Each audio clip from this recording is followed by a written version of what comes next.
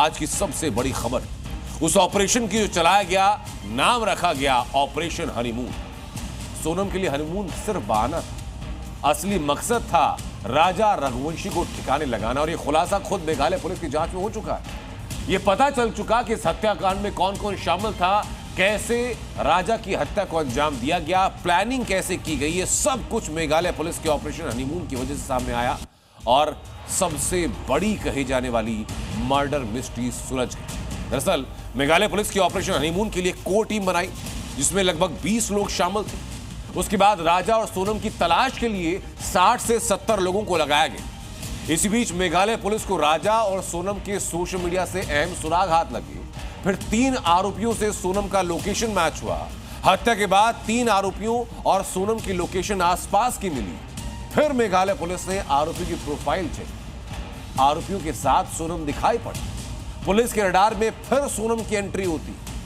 Investigation आगे चलती है तो पता यह चलता है कि जिस वक्त हत्या की गई, सोनम मौका वारदात पर मौजूद थी। राजा की हत्या हुई। राजा की हत्या के ठीक बाद ये सभी आरोपी सोनम समेत 11 किलोमीटर दूर वहां से आपस में मिले।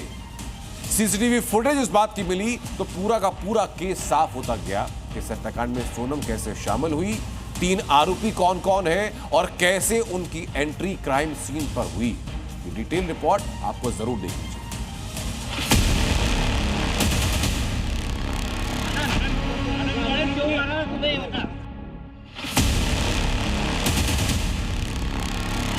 ऑपरेशन प्लानिंग होने के बाद हम लोग 2 टीम पहले बनाया। हनीमून बहाना था, राजा को ठिकाने जो लगाना था। मेघालय पुलिस का ऑपरेशन हनीमून, खूनी मंडली की कुंडली खुलेगी सूख।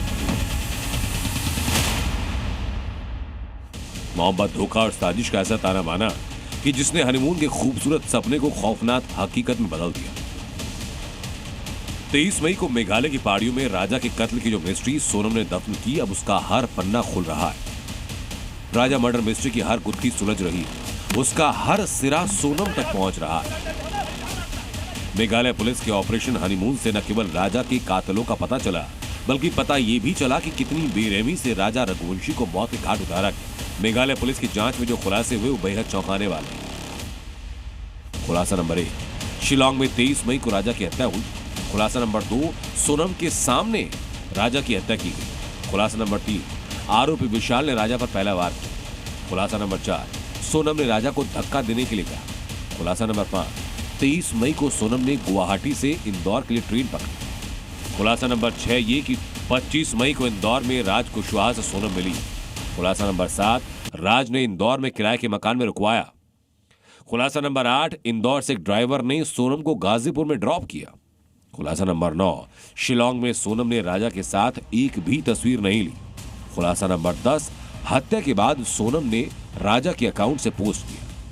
हत्या के दौरान सोनम साथ में खड़ी थी। जब आरोपी हत्या को अंजाम दे रहे थे तो सोनम वहां साथ में खड़ी थी। See, it appears as per the little bit of interrogation, preliminary investigation that was conducted there, the interrogation statements, they say that she was also there. उसने मारने के लिए कहा भी कि हाँ इसे मार डालो या इस तरह की कोई बातें हुई थी। No, that we'll have to interrogate further. Meghalaya police का दावा यह कि मेघालय में हनीमून कपल ने सोशल मीडिया पर कोई तस्वीर अपलोड नहीं की और यहीं से पुलिस का शक गहरा। राजा की हत्या के बाद सोनम ने उसके सोशल मीडिया अकाउंट को हथियार बनाया जिसमें लिखा था 7 जन्मों का साथ। इंस्टाग्राम पोस्ट में क्या ऐसा था जिसकी वजह से शक गया है कि 7 जन्मों की कुछ बातें लिखी गई थी? क्या था? Post something like that in that language was posted in the Instagram post of the deceased. So that also is another matter. And once we are able to interrogate further the accused, Sonam, then we will be able to see, because it's a matter of investigation, and only until and unless we are able to thoroughly interrogate here in Shillong, then we will be able to bring ये murder के बाद की post है sir? Murder करने के बाद ये post किया गया था इसलिए आप लोग को शक गया? See, we cannot say that also. No, like I've said, we'll have to interrogate this one. इस केस में गिरफ्तार आकाश की खून से सनी शर्ट मौके वारदात से मिली। आनंद कुर्मी जब पकड़ा गया तो उसने वही कपड़े पहने जो वारदात के वक्त पहने थे। मेघालय पुलिस की जांच में एक के बाद एक कड़ी जुड़ती गई और फिर एक एक करके हर आरोपी पुलिस के शिकंजे में आया। पता चला कि सोनम के पीछे 21 मई को सभी आरोपी गुवाहाटी पहुंचे। गुवाहाटी में एक ही दुकान से हथियार खरीदा। 22 मई को सभी शिलोंग पहुंचे। सोनम के पास वाले होटल में रुके।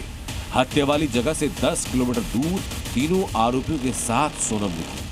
आरोपियों को किराए पर स्कूटी वाले से आने जाने का मैप मिला। आकाश की शर्ट खून से सनी हुई घटना वाली जगह से मिली। सोनम ने अपना रेनकोट आकाश को दिया। हत्या के बाद 11 किलोमीटर दूर जाकर फिर मिले और सोनम सिर्फ राजा रघुवंशी की हत्या कराने के लिए घूमने गई थी। ऑपरेशन प्लानिंग होने के बाद हम लोग 2 टीम पहले बनाया, लेड बाय डीएसपी ऑपरेशन और डीएसपी सिटी।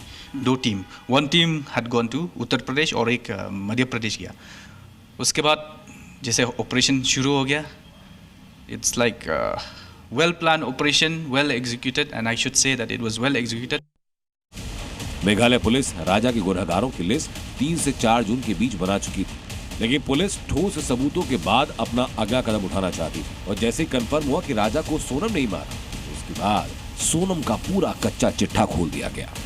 ब्यूरो रिपोर्ट, जी मीडिया। आपको बताते हैं गाजीपुर टू शिलोंग सोनम के दृश्यम प्लान के बारे में। सोनम ने अपने पति राजा की हत्या के लिए शिलोंग का को ही क्यों चुना, इसका भी खुलासा हो चुका है। सोनम 1 साल पहले अपने परिवार के साथ शिलोंग गई।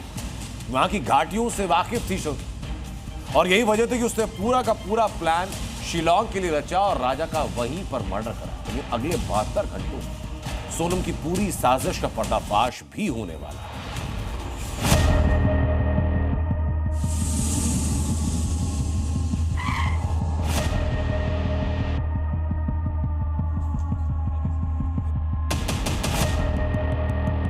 गाजीपुर टू शिलोंग सोनम का दृश्यम प्लान।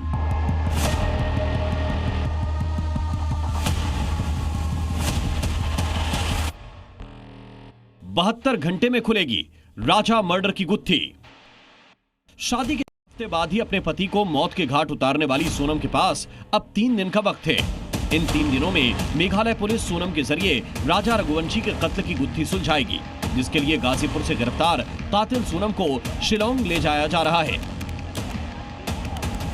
उत्तर प्रदेश से सोनम को आज बिल्कुल सुबह सुबह लेकर पुलिस पटना पहुंची और पटना में फुलवारी शरीफ थाने में उसे रखा गया। 12 साढ़े 12 में उसे पटना एयरपोर्ट लाया गया और सोनम और तमाम सारे जो उसके साथ पुलिस के लोग थे अंदर चले गए और 3:55 की फ्लाइट इंडिगो की उससे कोलकाता ले जाया गया। कोलकाता पहुंच चुकी है सोनम। यहाँ पर कोलकाता एयरपोर्ट पे ही करीब 4 घंटे से ज़्यादा समय रुकेगी सोनम। इसके बाद मेघालय पुलिस सोनम को लेकर मेघालय चली जाएगी। सोनम को आज देर रात शिलोंग लाया जाएगा। इसके बाद मेघालय पुलिस पहले उससे पूछताछ करेगी और फिर कल उसे कोर्ट में पेश किया जाएगा। कोर्ट में पेश करने के बाद शिलोंग पुलिस उसे सीधे तौर पर उन जगहों पर लेकर जाएगी जहां से होते हुए सोनम और उसके सुपारी किलर्स ने राजा रघुवंशी को मौत के घाट उतारा। चूंकि राजा रघुवंशी की हत्या शिलोंग में हुई और इस मर्डर मिस्ट्री की गुत्थी भी मेघालय पुलिस ने ही सुलझाई और अब इस केस को सबूतों के साथ क्लोज करने की जिम्मेदारी भी मेघालय पुलिस की ही है। इसके लिए पुलिस सोनम रघुवंशी से पूछताछ करेगी, वारदात की जगह पर ले जाएगी, क्राइम सीन को रिक्रिएट करेगी, हत्या में इस्तेमाल हथियार तलाश करेगी। हालांकि सोनम ने अपने परिवार के साथ ही शिलोंग पुलिस की आंखों में धूल झोंकने के लिए भी जबरदस्त प्लानिंग की, मगर कहते हैं ना कि झूठ के पांव नहीं होते और सोनम के वही झूठ उसे वापस शिलोंग पहुंचाने वाले हैं, जहां उसका मेघालय पुलिस के सवालों से सामना होगा। मसलन हत्या के वक्त क्या क्या हुआ था, क्या राजा का मर्डर तुम्हारे सामने हुआ, कितने लोग मर्डर में शामिल थे, मर्डर के बाद मौके से कहां गायब हुई, क्या कत्ल में तुम शामिल थी, कातिलों को तुमने बुलाया, सुपारी किलर्स को लोकेशन क्यों शेयर कर रही थी, सुपारी किलर को कितने पैसे दिए, 17 दिन तुम कहां थी, किसके साथ थी, शिलोंग से गाजीपुर क्यों और कैसे पहुंची, घर या पुलिस वालों से संपर्क क्यों नहीं किया। इन सवालों के बाद सोनम का उन किरदारों से भी सामना कराया जाएगा जो राजा की हत्या और सोनम की साजिश के बीच सबूत का काम करेंगे। इस लिस्ट में जिस होटल में राजा और सोनम रुके थे, उसके स्टाफ और जिस शख्स से दोनों ने स्कूटी किराए पर ली थी, उसके गवाह भी अहम भूमिका निभाएंगे। ये वही बालाजी गेस्ट हाउस है जहां पर 20 तारीख को ये दोनों कपल रुके और अगले दिन यहाँ से उन्होंने चेकआउट किया। बाकायदा उन्होंने स्कूटी ली और फिर जो है चेरापूंजी की तरफ निकल गए, जहां पर जो है राजा रघुवंशी की हत्या हो गई। ये पहले दिन जब चेरापूंजी पहुंचे होंगे तो आपने देख रहे थे कहाँ पहुंचे हैं लोग, क्या कर रहे हैं, कर क्या रहे हो तो खैर नहीं पता, कहाँ पहुंचे। जैसे मैप है कि मेघालय से बाहर जाता है तो कोई गाड़ी हम लोग को मैसेज मिलता है कि बाहर जा रहा है, तब हम लोग कॉल करते हैं। ऐसे हम लोग कॉल नहीं करते हैं, और या तो जैसे 4 डेज़ के लिए लिए हैं, 4 डेज़ से 5 डेज़ हुआ तभी कॉल करते हैं कस्टमर को। जीपीएस पे देखते तो होंगे ना कि अभी कहाँ हैं ये, क्योंकि आपकी प्रॉपर्टी लेके जा रहे हैं। हाँ देखे थे तो वो लोग चेरापूंजी में थे। शिलोंग पुलिस अब इन तमाम गवाहों और सबूतों की कड़ियों को जोड़ते हुए राजा हत्याकांड में सोनम की साजिशों का पर्दाफाश करने वाली है। शिलोंग से अश्विन पांडे के साथ ब्यूरो रिपोर्ट, जी मीडिया। सोनम रघुवंशी जिसने हनीमून पर ले जाकर अपने पति की हत्या करवाई, उसने इसकी प्लानिंग कैसे की, इसको एक और हैरान करने वाला खुलासा सामने आया। एक और खुलासा जो हुआ, उस खुलासे के मुताबिक अपनी मर्जी से जानबूझकर राजा के साथ शादी की ताकि राजा को मारने के बाद वो राज से शादी कर सके। लेकिन आखिर क्यों अपने इस प्लान के लिए उसने राजा का इस्तेमाल किया, उसके पीछे की कहानी डिकोड करेगी मेरे रिपोर्ट।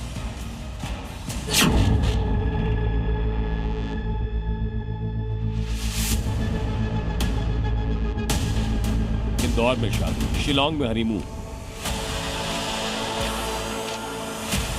सोनम की साजिश का टेरर रूप। सोनम ने सब कुछ पहले से प्लान किया, राजा से शादी और राजा का मर्डर, एक अच्छी बेटी की एक्टिंग की, एक अच्छी बहू का नाटक किया। यह सोनम की साजिश का हिस्सा था। राजा को रास्ते से हटाना था और फिर राज के साथ जीवन बिताना था। और किस सफाई के साथ उसने राजा के मर्डर का सारा खेल रचा, ये अब एक एक कर खुल रहा है। 5 साल छोटे राज के साथ शादी करनी थी, लेकिन ये परिवार को नामंजूर था और इसलिए उसने ऐसा खेल रचने की कोशिश की जो फुल प्रूफ था, और वो चोरी छिपे बिना किसी को बताए अपने बॉयफ्रेंड के साथ शादी करना चाहती थी। सोनम ने राजा से शादी से पहले अपनी विधवा बनने की तैयारी की। राजा और सोनम की 11 मई को शादी हुई। 11 फरवरी को रिश्ता तय हुआ। अब खुलासे के मुताबिक सोनम ने प्लानिंग करके राजा से शादी की और मर्डर का प्लान पहले ही किया। राज कुशवाहा और सोनम रघुवंशी की प्रेम कहानी में जाति और उम्र रोड़ा थी। दोनों जानते थे कि शादी नहीं हो सकती, पर जुनून सवार था शादी करने का। इसीलिए सोनम रघुवंशी ने प्लान विधवा तैयार किया, शादी की और शादी के बाद वो विधवा बन गई। वो जानती थी कि प्लान विधवा पूरा होते ही वो राज कुशवाहा की हो जाएगी। और खुलासा सबसे बड़ा यह है कि सोनम ने जानबूझ करके अपनी मर्जी से एक प्लानिंग के तहत राजा के साथ शादी की, और प्लानिंग इसीलिए ताकि शादी करने के बाद वो राजा को मार दे और फिर राज के साथ शादी कर ले। फिर सवाल यह आता है कि राज के साथ शादी करने के लिए जो प्लानिंग की गई, इस प्लानिंग का हिस्सा राजा रघुवंशी को ही क्यों बनाया गया? तो देखिए जरा।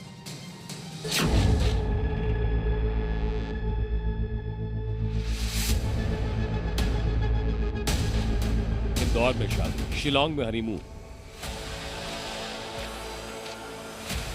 सोनम की साजिश का टेरर रूप। सोनम ने सब कुछ पहले से प्लान किया, राजा से शादी और राजा का मर्डर, एक अच्छी बेटी की एक्टिंग की, एक अच्छी बहू का नाटक किया। यह सोनम की साजिश का हिस्सा था। राजा को रास्ते से हटाना था और फिर राज के साथ जीवन बिताना था। और किस सफाई के साथ उसने राजा के मर्डर का सारा खेल रचा, ये अब एक एक कर खुल रहा है। 5 साल छोटे राज के साथ शादी करनी थी, लेकिन ये परिवार को नामंजूर था और इसलिए उसने ऐसा खेल रचने की कोशिश की जो फुल प्रूफ था, और वो चोरी छिपे बिना किसी को बताए अपने बॉयफ्रेंड के साथ शादी करना चाहती थी। सोनम ने राजा से शादी से पहले अपनी विधवा बनने की तैयारी की। राजा और सोनम की 11 मई को शादी हुई। 11 फरवरी को रिश्ता तय हुआ। अब खुलासे के मुताबिक सोनम ने प्लानिंग करके राजा से शादी की और मर्डर का प्लान पहले ही किया। राज कुशवाहा और सोनम रघुवंशी की प्रेम कहानी में जाति और उम्र रोड़ा थी। दोनों जानते थे कि शादी नहीं हो सकती, पर जुनून सवार था शादी करने का। इसीलिए सोनम रघुवंशी ने प्लान विधवा तैयार किया, शादी की और शादी के बाद वो विधवा बन गई। वो जानती थी कि प्लान विधवा पूरा होते ही वो राज कुशवाहा की हो जाएगी। सूत्रों के मुताबिक सोनम और राज कुशवाहा की आशिकी की प्लानिंग के बीच फंस गया राजा रघुवंशी।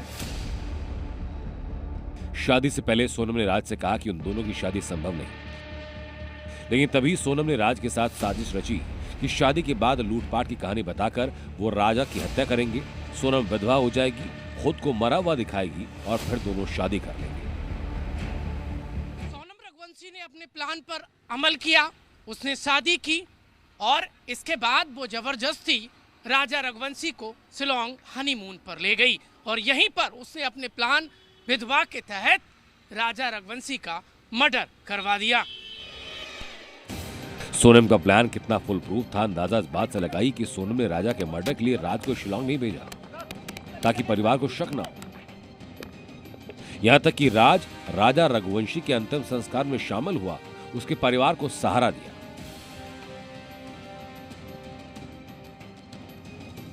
ये बात बिल्कुल सही है कि राज कुशवाहा जरूर यही था, कुछ वीडियो फुटेज में भी दिख रहा है और राज अंतिम संस्कार के समय के जो वीडियो फुटेज जारी हुआ है सोशल मीडिया पर भी, तो ये बात सही है कि राज कुशवाहा यही था। राज इनके ऑफिस को एम्प्लॉयर है, तो एम्प्लॉयर का आना जाना हमको एकदम थोड़ा शक नहीं लगा हम लोगों को। वो राजा को जिस दिन लेके आया था मैं 4 तारीख को, उस दिन भी वो यहाँ पे शामिल था उसके पापा के साथ में, तो उसके पापा को भी नहीं था तो ये कोई कातिल है जिसने राजा को मारा है। राजा को मारकर खुद के मरने का प्लान बनाकर राज के साथ रहना चाहती थी सोनम। सोनम दुनिया को खुद को मरा हुआ दिखाना चाहती थी ताकि आराम से राज के साथ जिंदगी बिता सके। उसका प्लान था कि दुनिया उसे मरा हुआ मानेगी और फिर राज कुछ महीने बाद इंदौर छोड़कर उसके पास आ जाएगा। सोनम की प्लानिंग थी कि वो या तो नेपाल या दिल्ली की भीड़ भाड़ वाली बस्ती में छिपकर राजा के साथ रहेगी। इस पूरी प्लानिंग के साथ वो शादी और उसके तुरंत बाद राज के संपर्क में थी। यहां तक कि शादी के बाद वो मायके गई और वहां पूरी प्लानिंग को अंजाम दिया। राजा की मां ने बताया कि सोनम हनीमून के लिए मायके से और राजा अपने घर से गया था। जाने का टिकट सोनम ने करवाया था, उसको तो ये भी नहीं पता होगा, इसके बेटे ने इसको बता दिया। शिलोंग जाने का प्लान मेरे बेटे ने तो बता के गया, प्लान नहीं था ना। हाँ, सोनम ने प्लान बनाया, ये सोनम ने बनाया होगा, आगे उसकी जगह देखी हुई भी होगी, अपन को ये भी नॉलेज नहीं। हमारे घर से कोई भी नहीं गया, ना परिवार से गया, मेरे बेटे को उधर का नॉलेज नहीं था। लेकिन सोनम के सारे प्लान पर पानी फेर दिया पुलिस की जांच ने। जैसे ही राज कुशवाहा गिरफ्तार हुआ, सोनम ने सरेंडर किया और सारा खेल खुल गया। प्रमोद शर्मा, जी मीडिया, इंदौर। राजा की हत्या की मास्टरमाइंड थी सोनम, तो सोनम का साथ दिया उसके बॉयफ्रेंड ने और बॉयफ्रेंड के 3 दोस्तों ने, 3 और हत्यारों ने। एक तरफ राजा का परिवार इंसाफ की गुहार लगा रहा है तो दूसरी तरफ आरोपियों के परिवार उन्हें बेकसूर बता रहे हैं।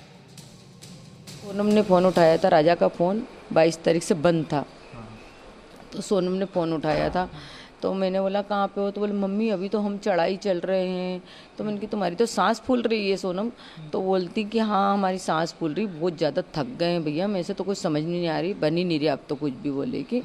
तो मैंने कहा तुम लोग क्या करने के लिए गए थे नीचे की तरफ, तो बोले झरना देखना था ना, बड़ा सा झरना था, बोले उसको देखने के लिए गए थे। तो मैंने बोला राजा कहाँ है, तो बोलती हैं कि है ना आगे है, भी मैं तुम्हारी बात कराती हूँ, बोले कि कसूर होता है कभी तो दिन रात सोनम से बात नहीं करता, सोनम दिन रात उससे बात नहीं करती, घंटे घंटे बात कर रही है, तो कौन सा बेगों से काम कर रही है। दूसरी बात 23 तारीख से लेकर अभी तक मैं अपने करीब 7 तारीख तक में जो है सोनम दिन में बात करती थी, उससे करती थी, पापा घंटे बात करी है। और हमको जहाँ तक पता है जहाँ सोनम मिली है वो उसी जगह पे राज का घर भी वही है, उसी घर रुकी हो गया। तो वो ये सोनम जो जहाँ रुकी थी, जो राज का घर है, राज का जो घर है प्रॉपर घर उसका उधर ही यूपी में ही है जहाँ पे रुकी थी। हमको यकीन है, हमको दमते यही पुलिस से यही मांगते करते। मेरे भाई को बचा लो, गोविंद भैया, राजा भैया के बड़े भाई, मैं सबसे यही बोलूँगी हाथ जोड़ के वो मेरे भाई को बचा ले। उनके साथ पूरी फैमिली है लेकिन हमारे साथ कोई नहीं है, हमारे भाई का अलावा फंसाया जा रहा है। मेरे भाई ने ऐसा कुछ नहीं किया। आप लोग रहने वाले हैं तो अंकल गाजीपुर की नहीं है, बहुत सारे गाजीपुर है, पता नहीं दीदी कौन से गाजीपुर से मिली है, हम लोगों को तो नहीं पता ना। मेरे सीधे से दिमाग में ये आया कि ये सब कहानी है, हो ही नहीं सकता। अगर सोनम हो सकता है कि डर के कारण अगर वो बोल भी दे कि हाँ, तो भी मैं मान सकती हूँ कि नहीं, वो करवा ही नहीं सकती है। और राजा रघुवंशी केस में जी न्यूज की पड़ताल भी आगे पहुंची। शिलांग के होटल तक जी न्यूज पहुंच चुका है। होटल के कर्मचारियों से बात की तो बड़ा खुलासा हुआ। खुलासा ये कि सोनम ने होटल में बुकिंग नहीं कराई थी।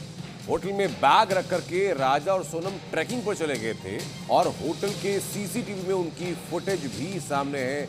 ये होटल भी आपको दिखा रहे हैं। उसी होटल की बिल्डिंग में जी न्यूज के रिपोर्टर्स पहुंचे, वहां होटल के कर्मचारियों से बात की और कर्मचारियों ने कई ऐसे खुलासे किए हैं जो इस इन्वेस्टिगेशन में एक मील का पत्थर साबित होंगे।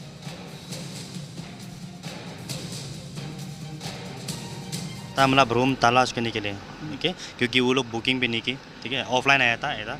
तो वो लोग बोल रहे थे कि उन लोग को रूम चाहिए था, लेकिन उस दिन हमारे पास रूम ही नहीं है, पूरा सोल्ड आउट हो चुका था, अवेलेबल ही नहीं है रूम। तो वो लोग रिक्वेस्ट किया था हम लोग से, मतलब अपना लगेज रखने के लिए, क्योंकि वो लोग ट्रैक पे जा रहा था।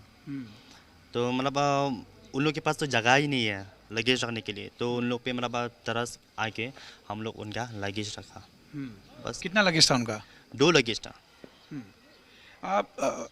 हाव भाव कैसा था सोनम और राजा के बीच? बातचीत आपने देखा होगा उस वक्त आपके पास जब आए थे, तो उनका हाव भाव कैसा था? किस तरह का बिहेवियर सोनम का खास तौर पे का? क्योंकि ये सीसीटीवी की तस्वीर में किसी को मैसेज करती दिख रही है फ़ोन पर, क्या लग रहा था आपको? वो तो बिजी था और राजा के साथ मतलब उतना कम बात हो रहा है, ज़्यादा बात नहीं हो रहा है। अच्छा, राजा से ज़्यादा बात नहीं कर रही थी। बात उत्तर प्रदेश के मुख्यमंत्री योगी आदित्यनाथ की। योगी आदित्यनाथ जिन्होंने आज ऐलान किया कि अब आक्रांताओं के नहीं बल्कि हिंदुस्तान के वीर सपूतों के नाम पर ही मेला लगेगा। बहराइच में अब तक मुगल आक्रांता सैयद मसूद गाजी का मेला लगता था, अब वहीं महाराज सुहेलदेव का मेला चलेगा। सीएम योगी ने इस मामले में राजनीति करने वालों को संदेश दिया है कि मसूद गाजी आक्रांता था और आक्रांता का मेला लगना मतलब गुलामी की मानसिकता।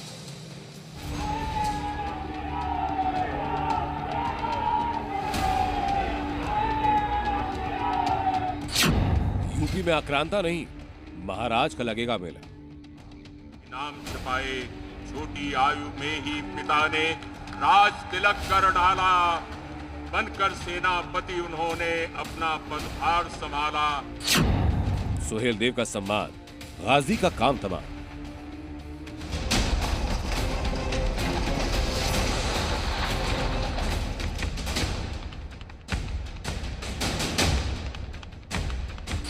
उत्तर प्रदेश के बहराइच में 2 दिन पहले लक्कर शाह की उस मजार पर बुलडोजर चला जहां दशकों से मेला होता था, मगर अब बहराइच की धरती पर महाराजा सुहेलदेव का मेला चलेगा। उसका ऐलान खुद सीएम योगी ने महाराज सुहेलदेव के विजयोत्सव के मौके पर किया। मेला तो महाराजा सुहेलदेव का होना चाहिए, सालार मसूद का नहीं, सालार मसूद का नहीं। सीएम योगी ने आज बहराइच के चित्तौरा झील के किनारे स्थापित महाराजा सुहेलदेव की प्रतिमा का भव्य अनावरण किया। इसके बाद सीएम ने संबोधन में उन लोगों की सोच पर सवाल उठाए जो आक्रांताओं के नाम पर अब तक मेले का आयोजन करते आ रहे थे। सीएम योगी ने मंच से ऐलान किया कि बहराइच में महाराजा सुहेलदेव का मेला होना चाहिए, सालार मसूद का नहीं, क्योंकि वो एक आक्रांता था और आक्रांता का मेला लगना गुलामी की मानसिकता है। सालार मसूद एक आक्रांता था, आक्रांता का मेला और आक्रांता की स्मृति में आयोजन का मतलब गुलामी की मानसिकता, गुलामी की मानसिकता से मुक्ति। सालार मसूद के नाम पर होने वाले आयोजनों पर पूरी तरह रोक लगना, यह गुलामी की मानसिकता से मुक्ति का है। विदेशी आक्रांता के नाम पर कोई आयोजन नहीं होने चाहिए, आयोजन होंगे महाराज सुहेलदेव के नाम पर होंगे। बहराइच में महाराजा सुहेलदेव की जिस प्रतिमा को स्थापित किया गया, ये मूर्ति कांस्य धातु की बनी है, 17 टन वजनी है। प्रतिमा की ऊंचाई 40 फीट और चौड़ाई 17 फीट है और लंबाई 40 फीट है। निर्माण उत्तर प्रदेश ललित कला अकादमी की देखरेख में कराया गया।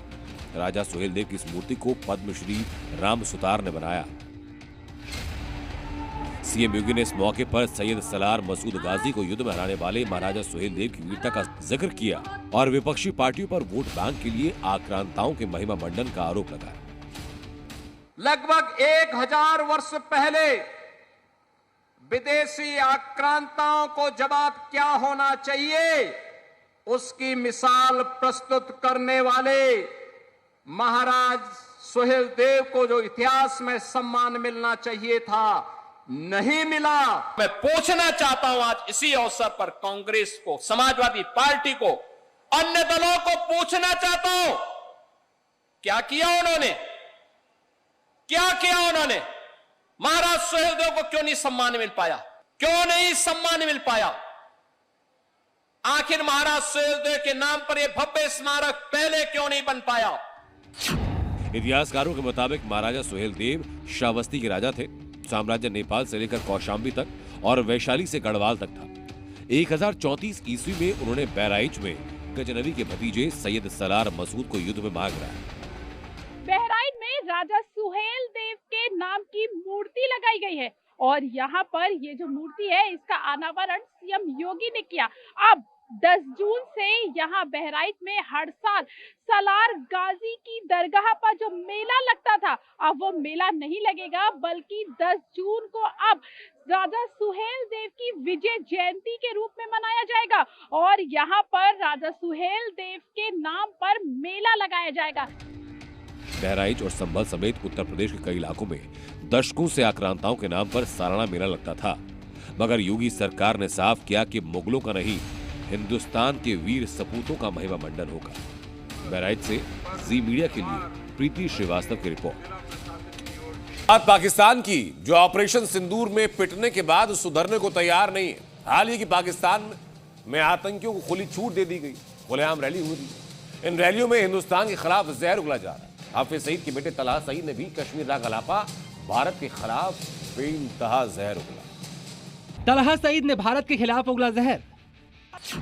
ऑपरेशन सिंदूर में मार तो अलापा कश्मीर राग। ऑपरेशन सिंदूर में हिंदुस्तान के हाथों पिटने के बाद भी पाकिस्तान सुधरने को तैयार नहीं है और बौखलाहट में एक बार फिर अपनी जिहादी सेना को आगे कर दिया है, जिसकी कमान संभाली है हिंदुस्तान के मोस्ट वांटेड आतंकी हाफिज सईद के बेटे तलहा सईद ने। एक बार फिर तलहा सईद भारत के खिलाफ जहर उगल रहा है और मुसलमानों को जिहाद के नाम पर भड़काते हुए फिर से कश्मीर का राग अलाप रहा है।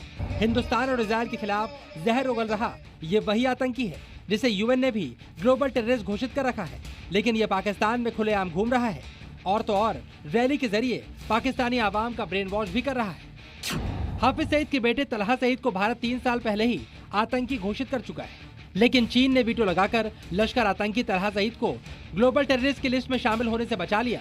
तलहा पर टेरर फंडिंग का आरोप है और वो अक्सर कश्मीर में जिहाद फैलाने की बात करता है। ये तस्वीरें पूरी दुनिया को देखनी चाहिए। कैसे पाकिस्तान में आतंकवादी खुलेआम सम्मेलन कर रहे हैं। उन आतंकियों को शहबाज और मुनीर का पूरा सपोर्ट है। खुलेआम मंच से हिंदुस्तानियों के खिलाफ ये आतंकी जहर उगल रहे हैं। आतंकियों के सरगना अच्छे से जानते हैं कि अब वो वक्त दूर नहीं जब भारत इनका भी खेल खत्म करने वाला है। ऑपरेशन सिंदूर के बाद से इनकी जड़ें हिल चुकी हैं। आतंकी अड्डे मिट्टी में मिल चुके हैं।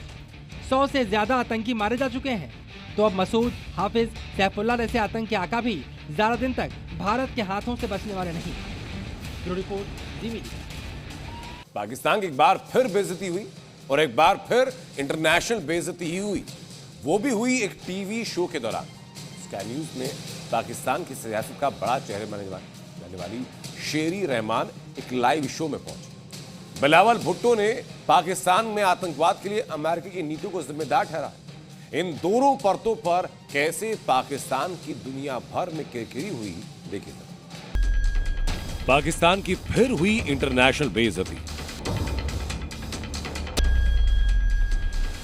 लाइव टीवी शो में पाक की हेकड़ी निकली। मंच तो मिला था पाकिस्तान की छवि दुनिया में बेहतर करने के लिए। आतंक परस्ती का जो आरोप पाकिस्तान पर लगता रहा, उसे सुधारने के लिए, लेकिन खुद को आतंक पीड़ित बताकर दुनिया में सहानुभूति बटोरने की कोशिश में पाकिस्तान की इंटरनेशनल बेइज्जती हुई, वो भी अमेरिका में लाइव टीवी शो के दौरान। शेख शेरी रहमान बिलावल भुट्टो की पाकिस्तान पीपल पार्टी के सेनेटर और वो स्काई न्यूज पर भारत के साथ हालिया तनाव को लेकर पाकिस्तान का पक्ष रखने गई, लेकिन उन्हें उम्मीद नहीं थी कि उनका पाला याल्दा हकीम के चुभते सवालों से होगा। याल्दा ने इंटरव्यू के दौरान शेरी रहमान से अलकायदा, ब्रिगेड 313, जैश ए मोहम्मद समेत पाकिस्तान से चलाए जा रहे आतंकी संगठनों को लेकर सवाल पूछे, जिनके सामने शेरी रहमान बेबस नजर आए।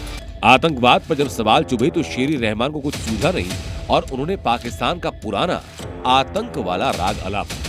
वर्ल्ड टीवी पर पाकिस्तान की भद्द तो पिटी, रही सही कसर पाकिस्तान पीपल्स पार्टी के नेता बिलावल भुट्टो ने भी निकाली।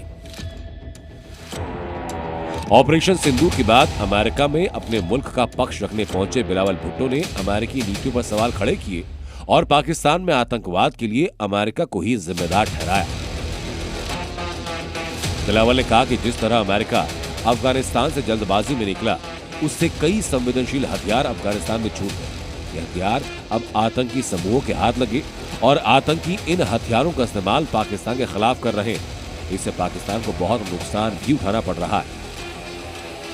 मतलब साहब, पाकिस्तान एक तो आतंकी संगठनों के भरोसे हिंदुस्तान में शांति फैलाता है और विश्व मंच पर आतंकवाद का रोना रोकर दुनिया में सहानुभूति बटोरना चाहता है। जी न्यूज़।